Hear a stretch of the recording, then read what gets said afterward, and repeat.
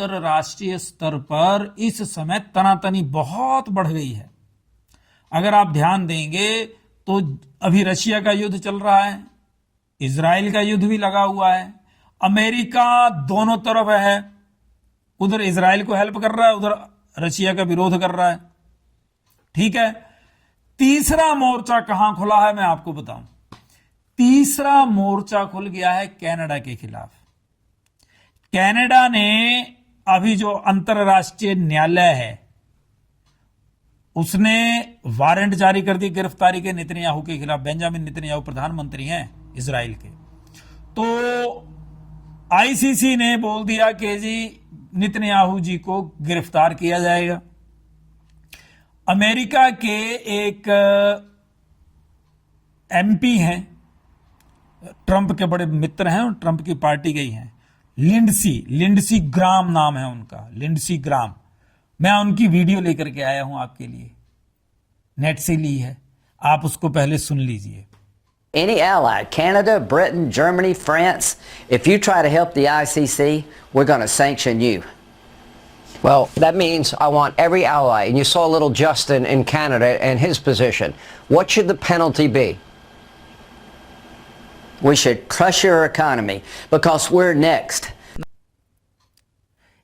इस वीडियो को सुनने के बाद आपको क्या लगता है?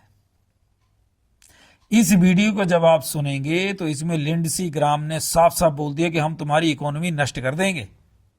अमेरिका कनाडा की इकोनॉमी नष्ट कर देगा। कनाडा का दिक्कत यह है कि वहां का जो इस समय ट्रूडो है उस बेचारे का ये वाला हिस्सा बिल्कुल खत्म है। उसको ये समझ नहीं है कि उसको कब क्या बोलना है। ट्रूडो ने बयान दिया कि जी हम बेंजामिन नेतन्याहू को गिरफ्तार करेंगे, यानी इजराइल के प्रधानमंत्री को गिरफ्तार करने का दम भरा है ट्रूडो ने। और अमेरिका के जो लिंडसे ग्राम है उन्होंने आगे से ताल ठोक दिया कि तुम्हारी मां ने दूध पिलाया तो गिरफ्तार करके बताना।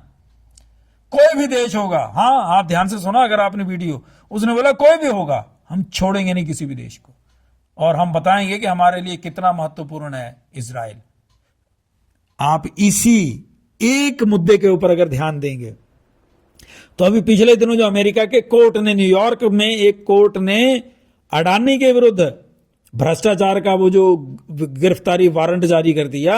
आप ध्यान दीजिए, अमेरिका के एक साधारण एमपी ये दम रख रहा है वो कनाडा को और दूसरे देशों को। 124 देश हैं जो अंतर्राष्ट्रीय न्यायालय का आदेश मानते हैं, और अगर उन देशों की मतलब आकाश से भी बाई एयर भी नेतन्याहू जा रहे हैं तो वो देश अपने जहाज भेज करके उनको गिरफ्तार करने का दम रखेंगे, क्योंकि वो 124 देश इकट्ठे हैं, वो अंतर्राष्ट्रीय न्यायालय का हुक्म मानते हैं और इकट्ठे हैं इस बात पे। सिवाय भारत नहीं मानता, भारत इससे अलग है। इस परिस्थिति में आप ये ध्यान दीजिए कि भारत के अगर कोई बाहर की तरफ भारत तरक्की कर रहा है तो अमेरिका के व्यापारी अगर दिक्कत में आएंगे, अगर अमेरिका की पॉलिटिक्स में थोड़ा दिक्कत आएगी तो क्या भारत को चैलेंज नहीं कर देंगे? भारत के व्यापारियों को चैलेंज नहीं कर देंगे? वो किसी न किसी ढंग से खत्म करने की कोशिश नहीं करेंगे? आप ध्यान दीजिए, ये सिनेरियो बड़ा खराब है। ये लोकतंत्र की हामी भरने वाला देश है अमेरिका, और वहां का एक एमपी दूसरे देश को ये बोलता है कि हम तुम्हारी इकोनॉमी खत्म कर देंगे। आप देखिए कितनी बड़ी पॉलिटिक्स, कितना सोचते हैं वो लोग। और यही बात लेकर के मैंने बात कही थी कि भारत के अडानी के ऊपर अगर आरोप लगता है, देखिए करप्शन तो वहां पे भी है, लॉबिंग नहीं होती। ऑस्कर पुरस्कार कैसे मिलते हैं अमेरिका में? यूरोप में क्या लॉबिंग नहीं होती? लॉबिंग, वो लॉबिंग बोल देते हैं, है तो क्या वही सारा सिस्टम है।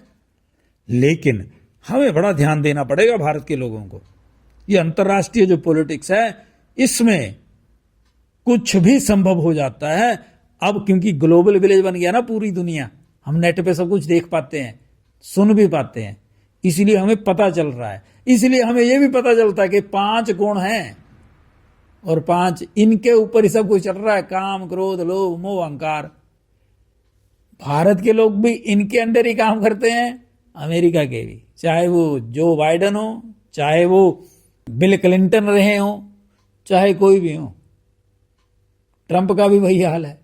तो हमारे जैसे लोग हैं वो, लेकिन हाँ वो मेहनत कर लेते हैं थोड़ा और जुगाड़बाजी, क्योंकि वो डिवेल्प्ड हैं और उनको पता है टेक्निक्स कैसे कैसे क्या क्या करना है, इसलिए थोड़ा हमसे एडवांस ऐसा हमें उनको भी लगता है, हमें भी लगता है। अदरवाइज हमारे जैसे ही हैं।